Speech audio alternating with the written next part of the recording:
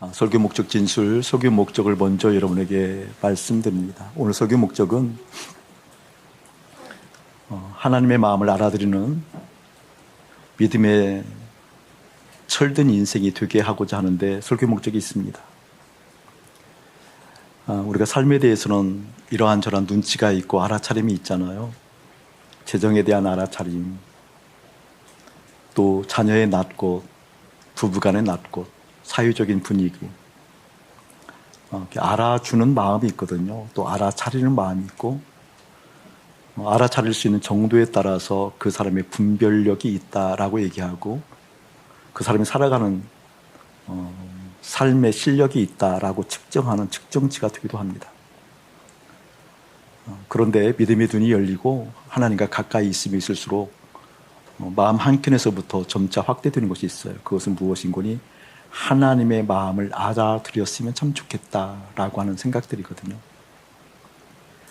저는 사랑하는 여러분의 의식 가운데 하나님의 마음을 알아주는 인생, 그렇게 믿음으로 철든 하나님의 사람으로 서 있고 싶습니다라고 하는 그 간절함이 오늘 말씀을 통해서 일어나게 하는데 설교 목적이 있습니다. 그러했으면 참 좋겠습니다. 하나님의 마음을 알아차린다라고 한다는 것은 하나님을 주목한 까닭이겠죠. 우리 하나님의 뜻이 이것일까? 우리 하나님의 감정의 선이 이렇게 흐르고 있는 걸까? 하나님의 마음이 이토록 이곳에 기울어져 있는 것일까? 라고 하는 것을 알아차린다는 것은 우리의 주의력이 그 하나님께 가 있다는 거거든요. 관심사가, 관심도가.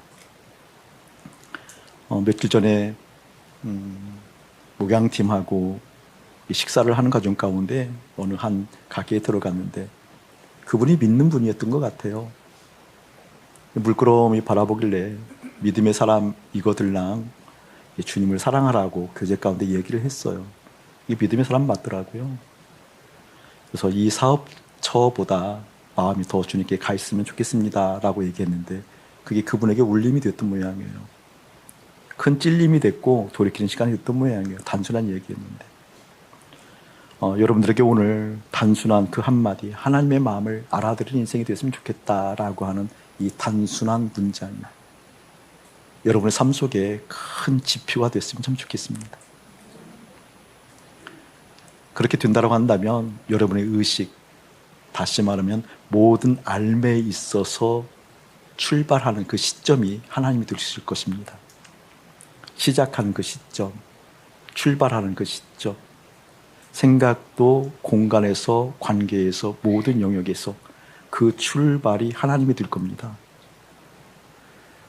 저는 그게 버거운 일인 줄 알았는데 하나님을 소원하는 마음이 내 안에 깃들기 시작하면서 하나님을 보았으면 좋겠다, 알았으면 좋겠다, 알아들였으면 좋겠다. 이제 더 이상 우리 하나님의 마음을 속상하게 하지 않고 하나님의 마음을 시원하게 하는 인생이 되고 싶다라고 하는 그 간절함이 내 속에 배이기 시작했을 때 그 소원이 나에게 힘이 됐어요. 내 인생을 이끌어가는 에너지가 됐어요. 사람들을 바라볼 수 있는 넉넉한 그릇이 갖추어지기 시작했어요. 세상에 대해서, 환경에 대해서, 역사에 대해서, 미래에 대해서 해석할 수 있는 하늘의 지혜가 무엇인지 깨닫게 되었어요. 저는 여러분들의 마음 가운데 그렇게 하나님을 소원하는 마음이 가득히 일어나기를 다시 한번 주의 이름으로 축복합니다. 우리 하나님도 마음이 있으시거든요. 성경에서 우리 하나님의 마음을 많이 표현하잖아요. 우리가 생각할 때 하나님께서 우리의 언어로 우리 입장에 서서 당신께서 당신의 마음을 보여주실 때 똑같이 하나님의 마음도 기쁘다, 참 좋다, 그리고 어떤 날에는 아프다, 힘들다, 상했다, 또 때로는 분노했다, 그리고 그 분노가 극심해서 이렇게 그 분노의 감정들을 우리 가운데 보여주시기도 합니다.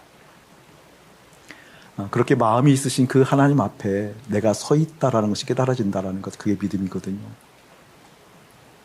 제가 하나님께 감정 이야기를 참 많이 해요. 하나님, 제 감정이 이래요. 속이 상했어요. 하나님 아시죠? 속이 상하면 냄새 난다라는 것. 이제부터 제가 냄새를 피울 거거든요. 하나님 고약하시겠어요? 라고 하면서 때로는 욕해줘요. 김아무개 집사 땡땡땡 막 이렇게 때로는 격한 언어로 우리 하나님께 이야기해 줄 때도 참 많이 있습니다. 그렇게 감정 이야기를 실컷 쏟아갖고 나면 한켠 심리적으로도 내 마음이 편안해지죠. 그런데 그 편안해지는 것이 뒤에 결론적으로는 개운치 않으실 때가 참 많았거든요. 심리적으로 편안해지기 때문에 그 감정 이야기를 많이 하는 것이 하나님과 나와 친한 척도로 여겼을 때가 참 많이 있습니다. 그것은 믿음을 오해했기 때문이라는 것을 나중에서 깨달았습니다.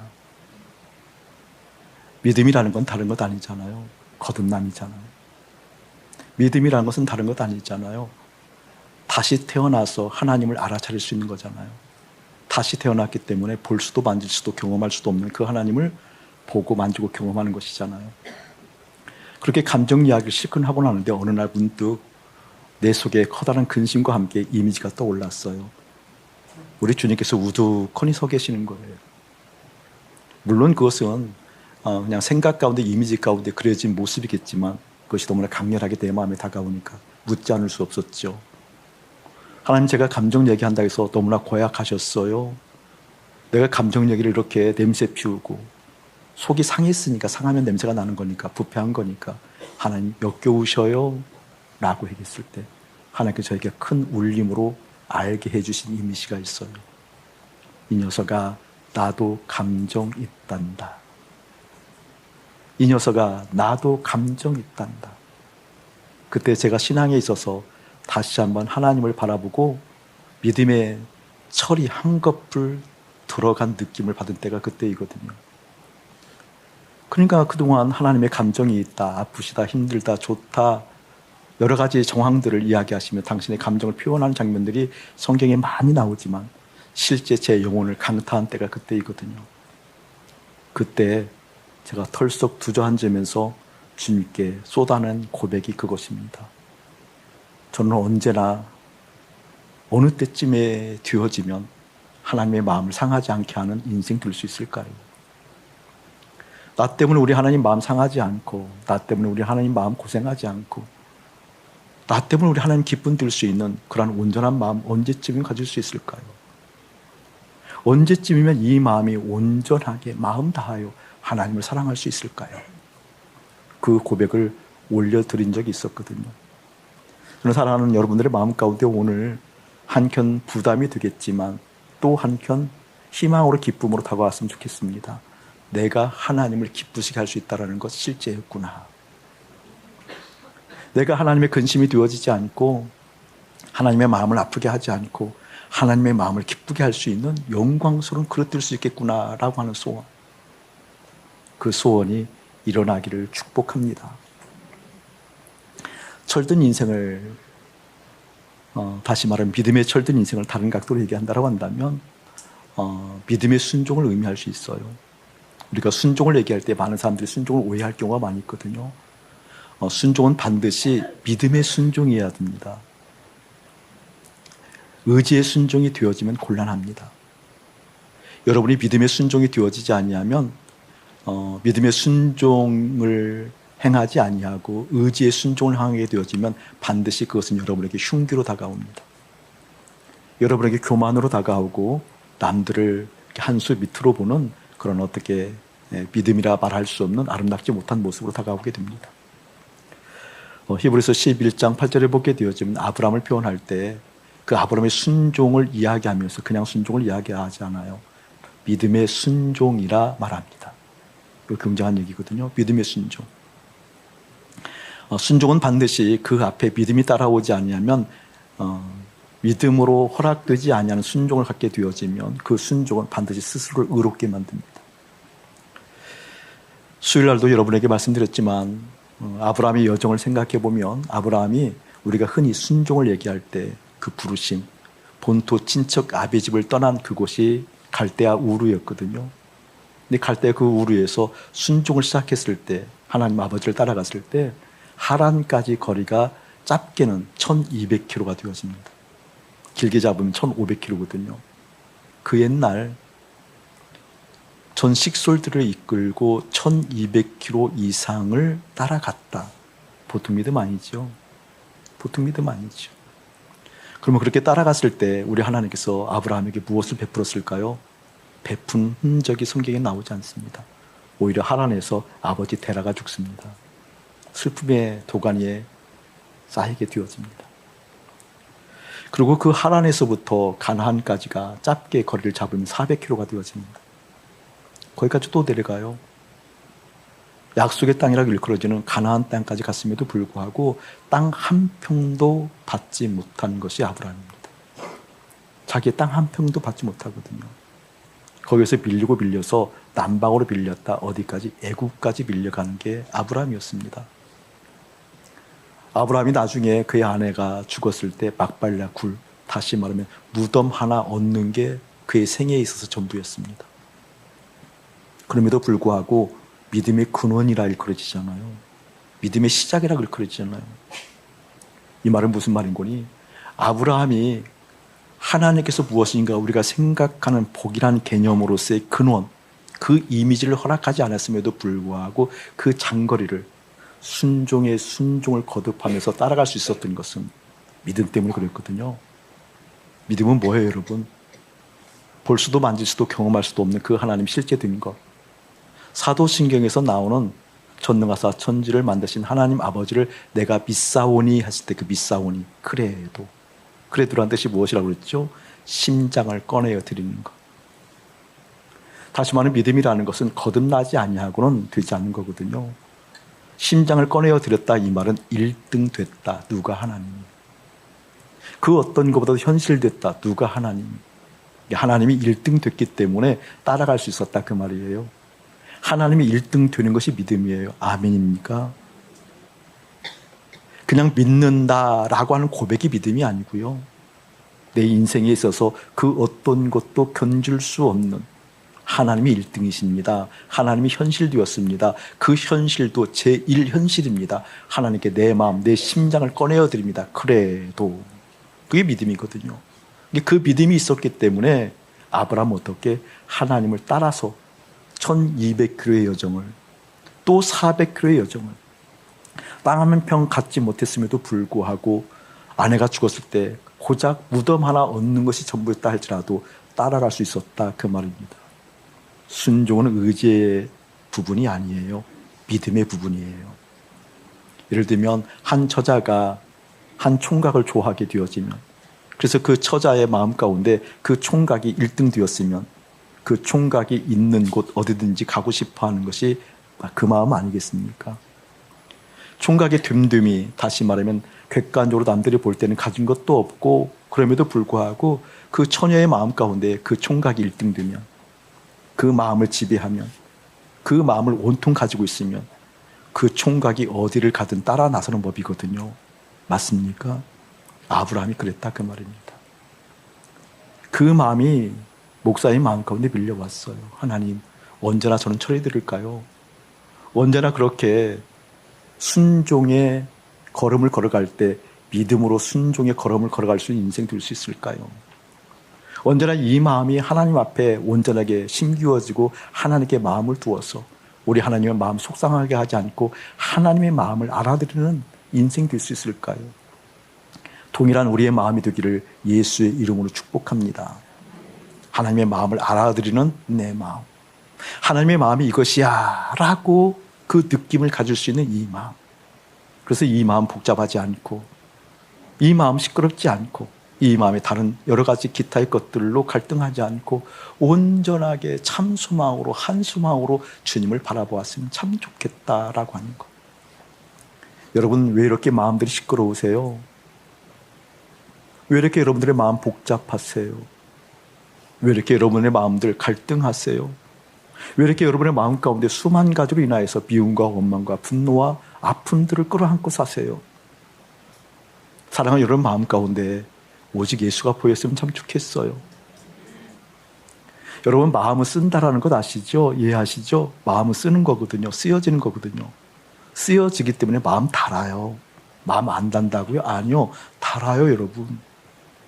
마음 소모되는 거거든요. 그냥 생각해 보십시오. 자식에게 마음 쏟았지요? 다 쏟았지요? 처음 쏟았을 때 그 마음 여전한가요? 아니요. 쏟은 만큼 아픔이 있어요. 그렇게 사랑해서 만났잖아요.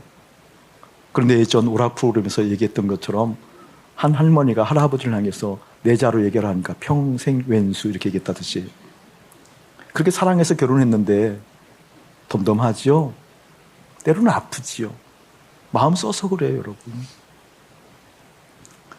이 정도 버리면 괜찮을 것 같다. 이 정도 위치에 올라가면 행복할 것 같다. 행복하던가요?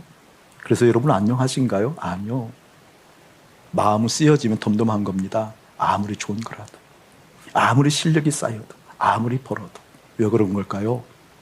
마음은 본디 하나님이 거하시려고 만든 기관이 마음이기 때문에 그래요. 그 마음 안에 하나님 안 계시면 아니 되기 때문에 그래요. 그래서 그 마음으로 어떻게 하나님을 바라보고 하나님을 기뻐할 수 있는 그 실제가 되어야 되는데 그것이 닫혔으니 다른 것을 통해서 만족하려고 하는 내 마음.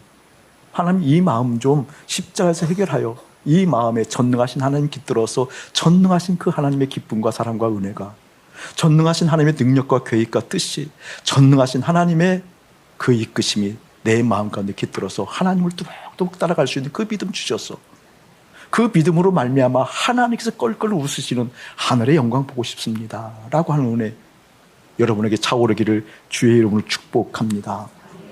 하나님도 마음이 아프시다라는 장면이 성경에 참 많이 등장해요. 하나님이 마음이 근심하고 노여워한다 라고 하는 마음들 성경에 많이 등장을 해요.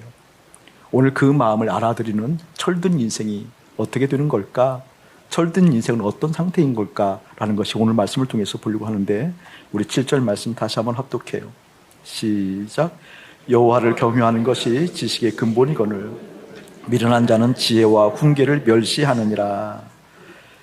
이 문장을 그대로 한번 더 눈으로 보고 계셔요. 제가 다시 한번 찬찬히 읽어드릴 테니까 이것을 문장으로 보면 이 문장은 맞는 문장이 아니에요. 다시 한번 읽어드릴게요. 여호와를 경유하는 것이 지식의 근본이거늘 여호와를 경유하는 것이 지식의 근본이래요. 그렇다고 한다면 미련한 자는 지혜와 훈계를 멸시하느니라 말이 돼야 한대요. 여호와를 경유하는 것이 지식의 근본인데 그 다음에 그런데 미련한 자는 지혜와 훈계를 멸시하느니라 이게 말이 되는 게 아니거든요. 근데 우리는 이게 믿음이 좋아서 그냥 넘어가는 경향이 있는데 생각하셔야 돼요. 지금도 생각하는 얼굴이 아닌 것 같아요. 생각하셔야 돼. 이게 말이 되는 문장이 아니거든요.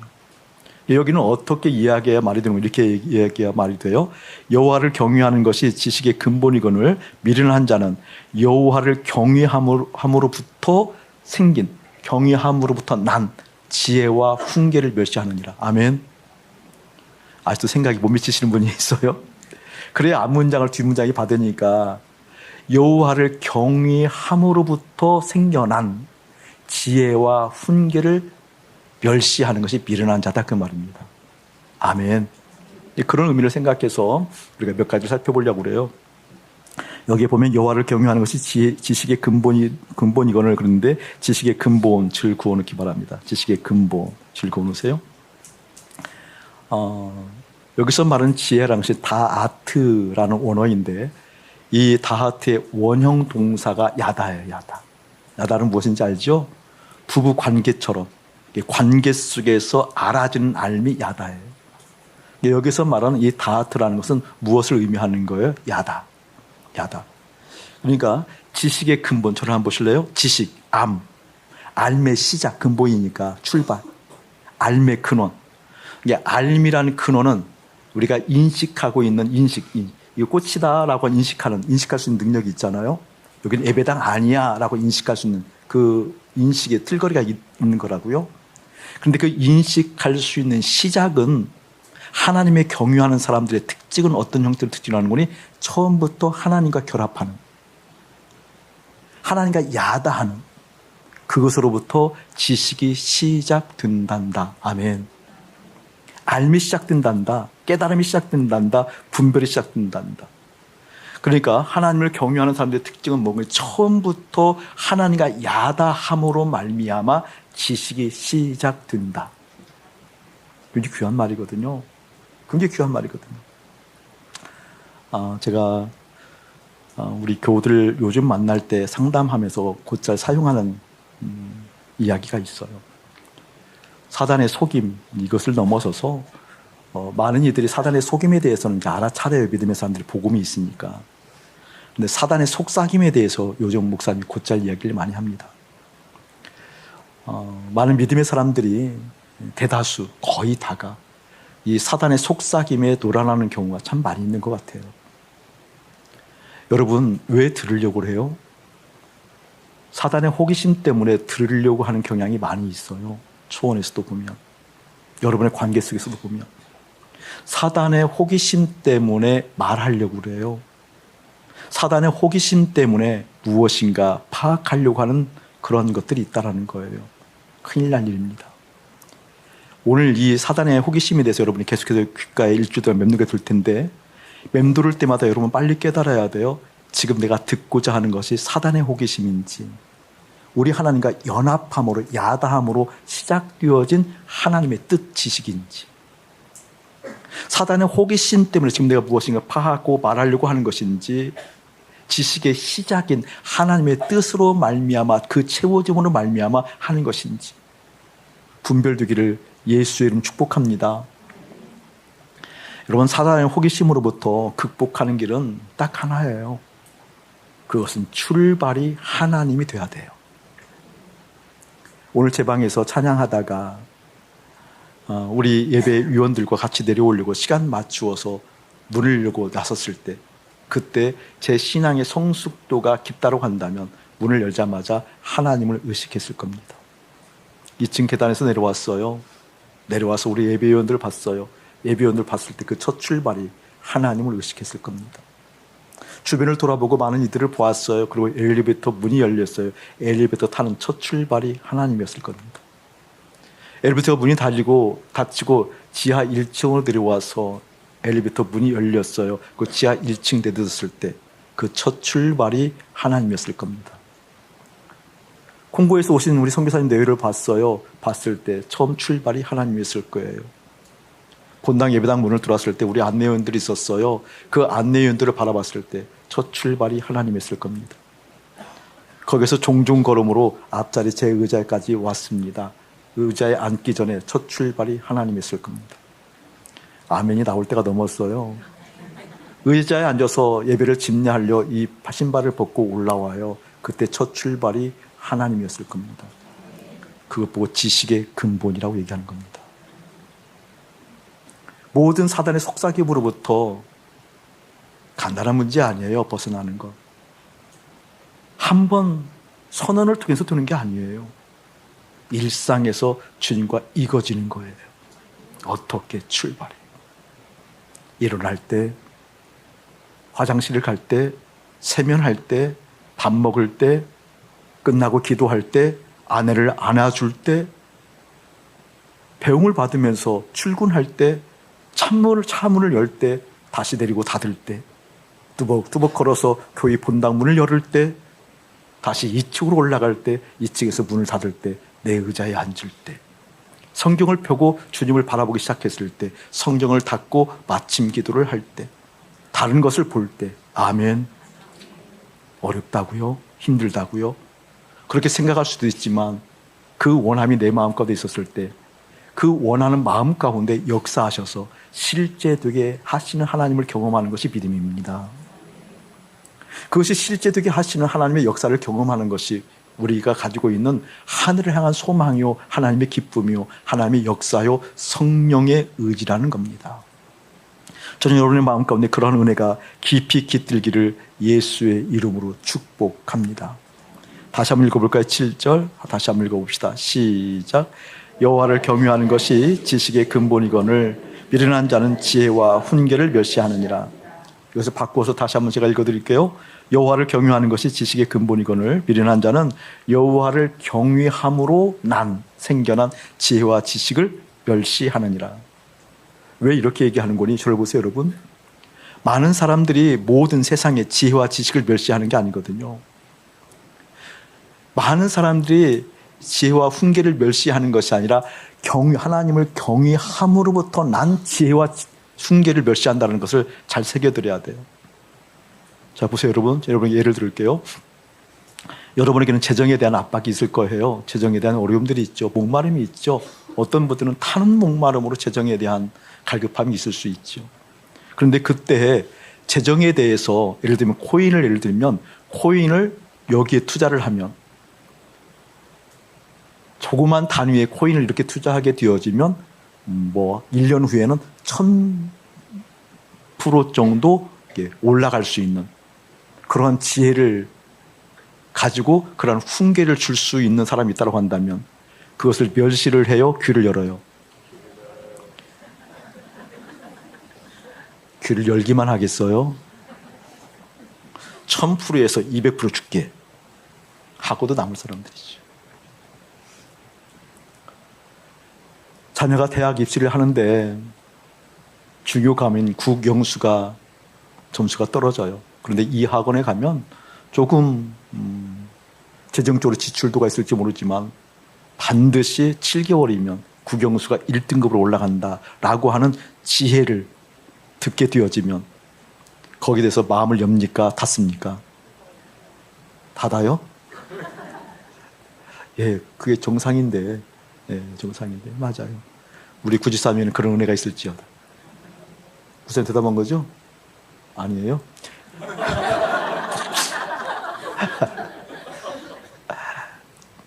여러분, 그렇습니다. 그런 것들은 지혜를 열거든요. 지혜를 열어도 그냥 여는 게 아니죠. 활짝 열거든요. 활짝 열거든요. 그런데 하나님을 경유함으로부터 생겨난 지혜와 훈계는 왜 멸시를 하는 걸까? 그걸 보려고 그래요. 여기서 말하는 우리 하나님을 경유한다, 이 경유에 대해서는 설교를 참 많이 들었으니까 여러분 이해를 할 거예요. 그것을 여러분 쉽게 알아듣게 하기 위해서 그 경유란 단어는 우리가 많이 공부를 했잖아요. 그 경유란 단어의 원형 동사는 다른 것이 아니라 원형 동사는 야레 원형 동사가. 근데 그 원형 동사의 뜻은 두렵다라는 뜻을 가지고 있어요. 두렵다. 두렵다가 하나님의 경유라고 지금 표기를 한 거죠. 두렵다. 그러니까 하나님을 두려워하는 것은 뭐예요? 지식의 근본이거늘 이렇게 얘기하는 거거든요. 여러분, 두렵다라는 것을 다른 각도로 여러분이 얘기를 할게요. 여러분이 어느 때 두려운가요? 쉽게 이야기를 해줄까요? 돈 떨어지면 두렵죠? 집에 재정이 부족해지면 두렵잖아요. 그렇죠? 맞죠? 여러분, 건강이 부족하면, 건강이 떨어지면 두려워 안 두려워요? 두려워요. 그렇죠. 자식이 잘못될까봐 두렵죠. 삶의 자리에서 이탈해서 삶의 자리에서 인정받지 못할까봐 두렵죠. 그 상황에 맞게, 그 나이에 맞게, 그 입사의 연도에 맞게 올라가지 못하면 두렵죠. 두렵죠. 맞죠, 여러분? 근데 그 두려움이 왜 생기는 걸까요? 내가 상할까봐. 맞습니까? 여러분, 두렵다는 것은 내가 상할까봐 두려운 거거든요. 그러면 하나님이 두렵다, 이 말은 무슨 말일까요? 하나님이 줄어들까봐, 하나님의 마음이 상할까봐 두려워하는 것을 하나님 경유한다, 그 말입니다. 아멘. 이해되세요? 하나님의 마음이 상할까봐, 하나님이 나로부터 내 마음속에 하나님이 줄어들고 나 때문에 하나님이 상할까봐 두려워하는 것이 하나님 경이라니까요. 다시 한번 직접적으로 여러분에게 바꿔서 질문해 볼까요? 자녀 잘못될까봐 두렵죠? 안 두려우신 분 손 한번 들으세요. 안수기도 해드릴게요. 저는 자녀가 잘못돼도 안 두렵습니다. 손 한번 들어보세요. 묻지만 말고 손 한번 들어보세요. 왜 자녀가 잘못되면 두렵죠? 자녀가 상하니까. 자녀가 상하니까. 똑같이 대입해 보자고요. 하나님이 상할까봐 두려워하는 것이 하나님 경외하는 것이라고 그랬어요. 그렇다면 자녀가 상할까봐 두려워하는 것은 뭘까요? 자녀를 경외하는 거라니까요. 이제 믿음의 눈이 열려야 돼요. 내가 상할까봐 두려운 것들이 있잖아요.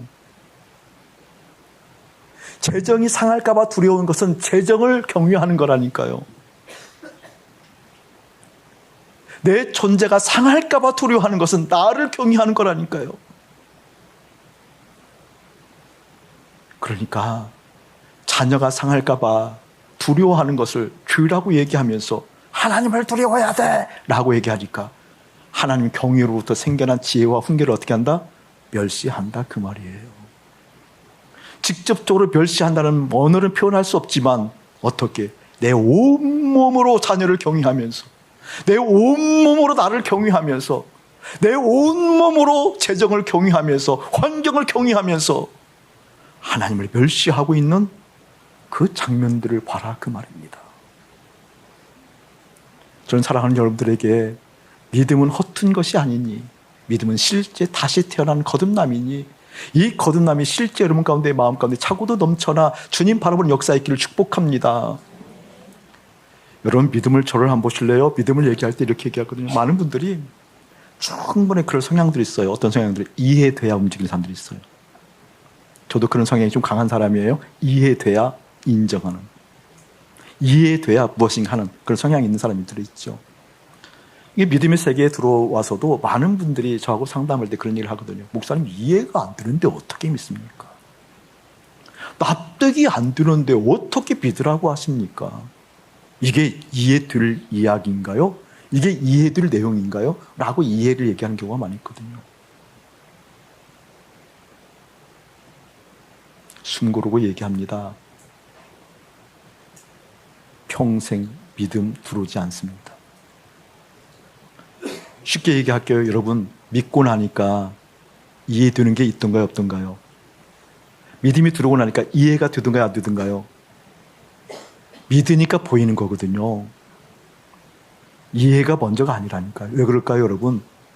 믿음은 거듭남이라니까요. 다시 태어나기 전에는 절대 이해될 수 없죠.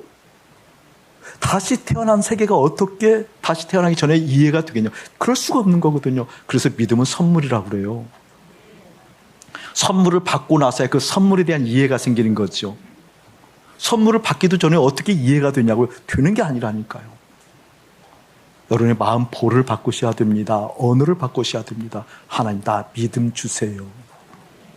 나 믿음 주세요. 거듭나는 것이 믿음인데 다시 태어나는 것이 믿음인데 그래서 볼 수도 만질 수도 경험할 수도 없는 그 하나님이 실제되는 것이 믿음인데 나 그 실제된 믿음 주셔서 내 마음에 그 믿음이 있어서 보이는 것 보이게 하시고 새로운 것 새롭게 하셔서 하늘의 역사를 볼 수 있기를 원합니다 라고 이야기하는 여러분 되기를 예수님 축복합니다. 여러분 우리 실존이 고약하잖아요. 성경은 우리 실존을 얘기할 때 우리가 생각하고 계획하는 모든 것이 악하다고 얘기를 해요.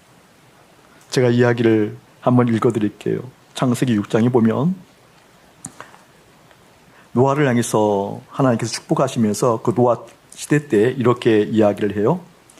당시에 땅에는 네피림이 있었고 그 후에도 하나님의 아들들이 사람의 딸들에게로 들어와 자식을 낳았으니 그들은 용사라 고대의 명성이 있는 사람이었더라 라고 얘기하면서 여호와께서 사람의 죄악이 세상에 가득함과 그의 마음으로 생각하는 모든 계획이 항상 악할 뿐임을 보시고 땅 위에 사람 지으셨음을 한탄하사 마음에 근심하시고 이르시되 내가 창조한 사람을 내가 지면에서 쓸어버리되 사람으로부터 가축과 기는 것과 공중의 새까지 그리하리니 이는 내가 그것들을 지었음을 한탄함이니라 하시니라. 그러나 노아는 하나님께 은혜를 입었더라. 다시 한번 얘기 드릴까요? 하나님께서 보셨는데 사람의 죄악이 세상에 가득하고 그의 마음으로 생각하는 모든 계획과 생각이 항상 악할 뿐임을 보았대요. 이 우리 실존이거든요. 언제부터 인간이 그랬을까요? 언제부터 인간이 그랬을까요? 아담 때부터 그랬거든요. 제가 또 한 구절 읽어드릴게요. 연관되어서 봅시다. 창세기 3장 10절에 보면 아담이 선악과를 따먹고 나서 도망가서 하나님을 낳고서 피하 숨었을 때 그때 하나님께서 아담을 찾아오는 장면이거든요.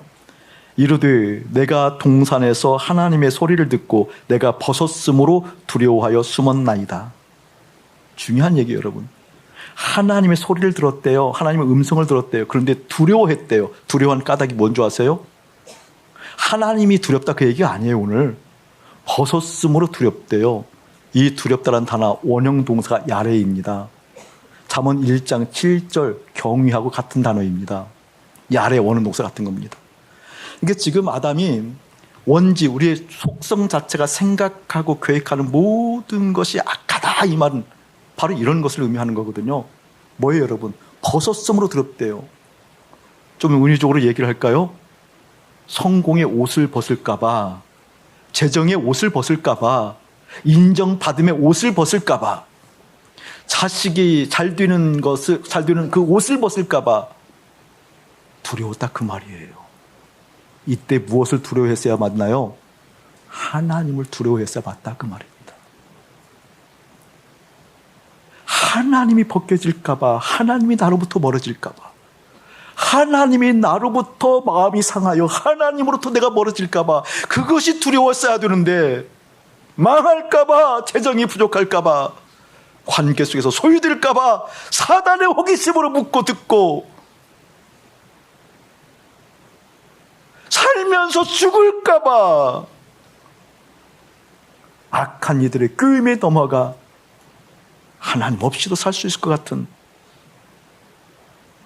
이해를 얘기하며 협력을 이야기하며 하나님 없이 바벨을 꿈꾸는 모든 것, 그것을 두려워하는 것이 아니라 하나님을 두려워하는, 하나님을 야래하는, 하나님을 경외하는 그 은혜가 예수의 이름으로 깊어지기를 주의 이름으로 축복합니다. 언제나 우리 하나님 마음 아프게 하지 않고 처리되는 인생이 될까? 언제나 우리 하나님 마음을 좀 알아들이는 인생이 될까? 다른 것 아니었어요. 가장 먼저 주님을 만남으로부터 시작하는 것입니다.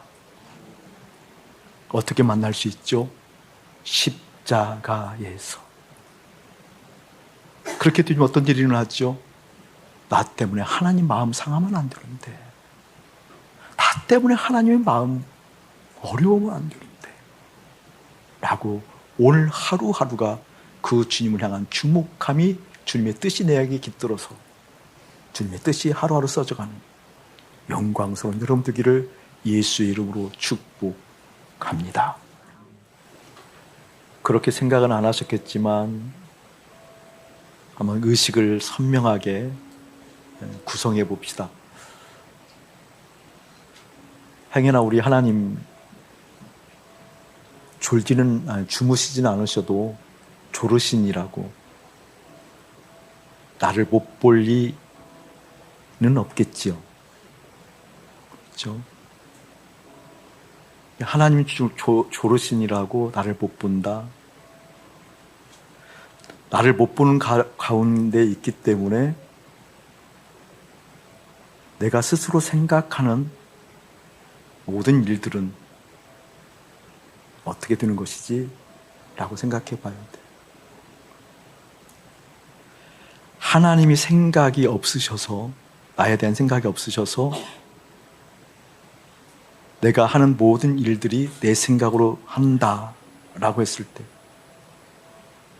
그 상황은 도대체 어떤 상황인 거지? 모순도 그런 모순은 없잖아요. 어처구니 없는 것도 그처럼 어처구니 없는 일 없잖아요. 근데 우리는 그 미련한 한한 경외함으로부터 나오는 지혜와 훈계를 멸시하는 일들을 계속해서 24시간 끝없이 뿜어내고 있다는 겁니다. 마치 하나님 주무시는 것처럼, 마치 하나님 생각이 없으신 것처럼. 그런데 하나님 졸지도 주무시도 아니하시고 생각이 있으시고 그분이 창조주이시면 그분의 낮곳을 피해, 그분의 숨결을 피해 내가 할 수 있는 모든 순간, 모든 공간의 작용들은 없다. 맞지요? 이게 논리가 맞는 거죠? 어떤 순간이든 어떤 일이든 그분의 마음과 시선을 피해서 일어나는 일은 없다. 그분 보고 계신다. 그럼 지금부터는 어떻게 해요? 그 하나님 지금까지 마음 상하셨으니 마음 상하지 않도록 우리 심령 정비합시다. 자식이 상할까봐 두려워했던 마음 돌이키고, 여러분의 존재가 상할까봐 두려워했던 마음 돌이키고, 하나님 상할까봐 주님 앞에 갑니다 라고 하는 그 믿음 달라고 진득하게 기도하는 한 주간 되기를 예수의 이름으로 축복합니다. 이제는 우리 주 예수 그리스도의 은혜와 우리 아버지 하나님의 극진하신 사랑하심과 성령 하나님의 감화감동 교통하심이 믿음에 철든 인생을 소원하며 믿음의 순종을 꿈꾸는 거룩한 백성들 가운데 이대로부터 영원 무궁토록 함께 할지어다. 아멘.